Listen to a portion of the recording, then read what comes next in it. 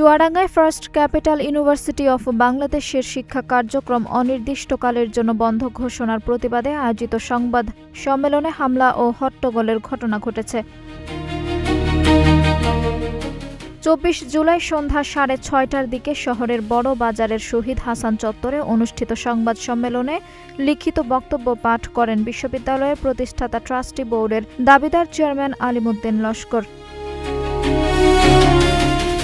তিনি অভিযোগ করেন, দীর্ঘদিন ধরে ট্রাস্টি বোর্ড পুনর্গঠন নিয়ে বিরোধ, বিশ্ববিদ্যালয় পরিচালনায় অনিয়ম, আর্থিক অসঙ্গতি এবং প্রতিষ্ঠান দখলের চেষ্টা চালায় শিক্ষা কার্যক্রম বন্ধ হয়ে গেছে।